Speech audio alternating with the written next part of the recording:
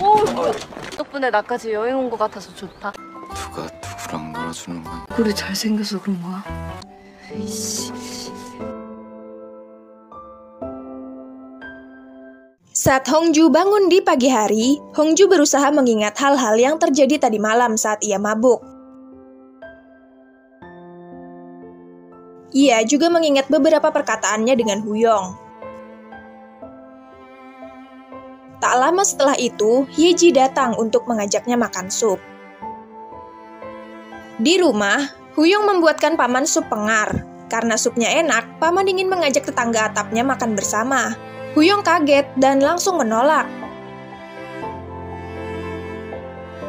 Di lain tempat, Hyeji dan Hongju makan dengan lahap. Setelah itu, Hyeji menegur Hongju karena datang ke restoran Sangpil sambil mabuk. Hyeji merasa tak enak dengan Huyong. Saat Hongju menjelaskan tentang Junho, Hyeji pun kaget. Hongju bilang ia tak bisa kabur karena sutradara menahannya.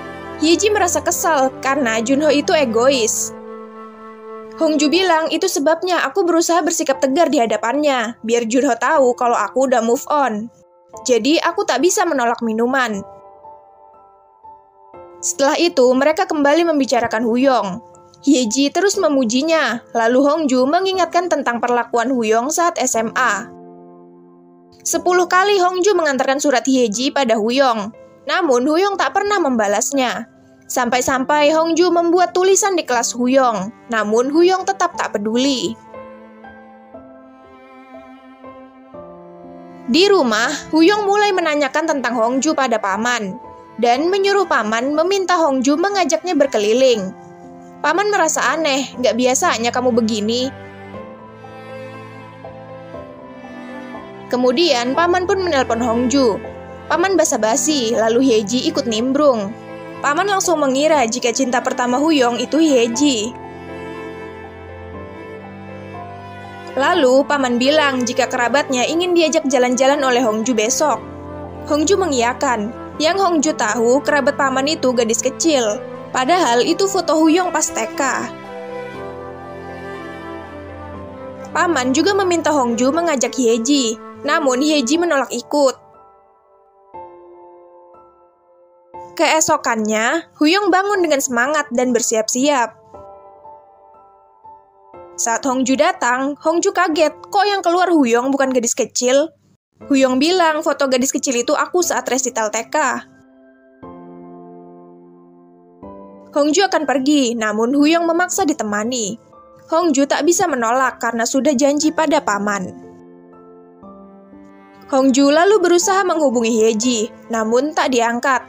Rupanya, Hyeji ada di kamarnya dan merasa kesal karena Huyong sibuk. Lalu, ayahnya datang dan mengajaknya pergi. Setelah itu, Hongju mengemudi untuk Huyong. Lalu, mereka datang ke taman hiburan. Huyong full senyum bisa jalan berdua dengan Hongju. Mereka menikmati beragam wahana permainan di sana. Saat istirahat, Hongju berusaha menghubungi Hyeji namun tetap tak aktif. Ternyata Hyeji diajak naik gunung bersama dengan Kyungtaek.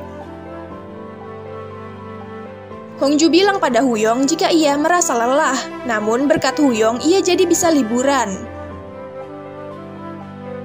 Setelah itu, mereka melakukan lomba makan mie pedas. Yang kalah harus menuruti pemenang. Huyong merasa percaya diri, namun ternyata Hongju berhasil mengalahkannya.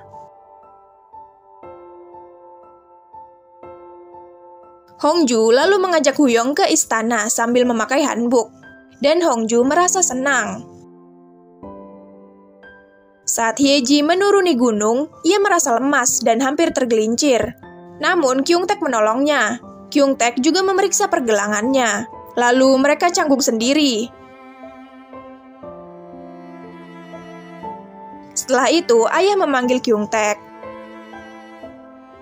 Saat Hyeji duduk, tak lama Junho mengirim pesan pada Hyeji, dan Hyeji pun bergegas pulang. Di istana, Hongju meminta Huyong mengambil fotonya, dan Huyong pun jadi terpesona saat Hongju mengikat rambutnya.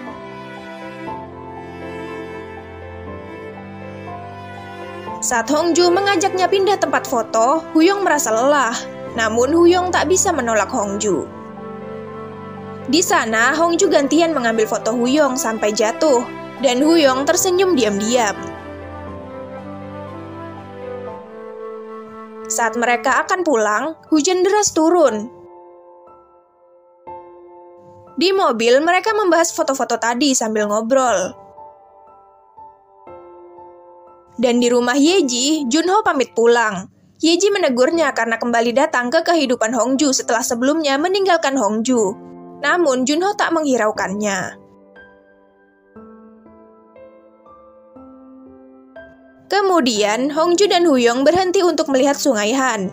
Saat Huyong mengingatkan Hongju tentang ucapannya saat mabuk, Hongju pikir Huyong marah karena ia bilang Huyong seperti anak kecil.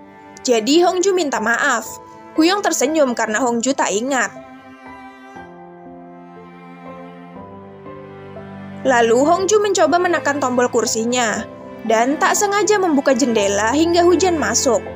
Saat Huyong berusaha menolong, tak sengaja mereka bertatapan dan menjadi canggung.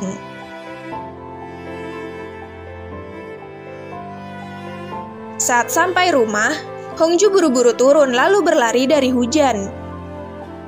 Saat berteduh di rumah paman, Huyong merangkulnya refleks karena bahu Hongju kena hujan, dan mereka pun kembali salting. Ketika Hongju akan pulang, Huyong memanggilnya dan mengajaknya makan ayam lain waktu.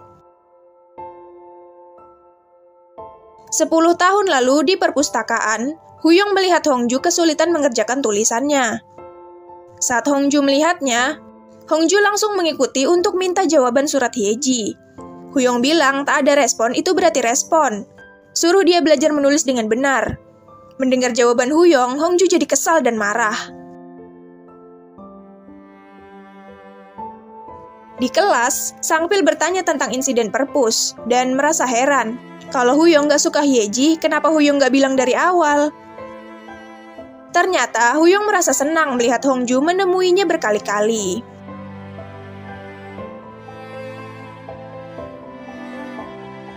Suatu sore di perpustakaan, Huyong melihat Hongju ketiduran saat menyelesaikan tulisan.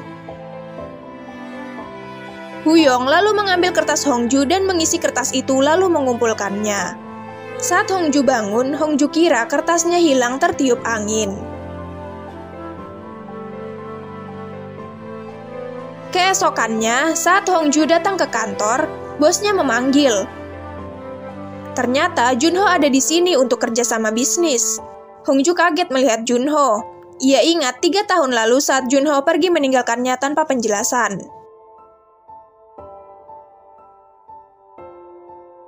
Di kantor, Huyong bilang pada paman jika ia akan tinggal lebih lama di Korea.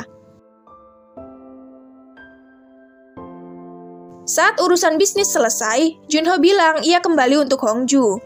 Hongju merasa kesal melihat sikap Junho yang tak punya rasa bersalah. Junho lalu bilang, kita tak pernah putus dan aku selalu memikirkanmu. Saat paman dan Huyong berjalan, mereka pun melihat Hongju dan Junho. Dan paman tahu jika Junho brengsek. Saat Hongju pamit, Junho menahannya. Melihat itu, Huyong langsung menggandeng tangan Hongju dan mengajaknya pergi.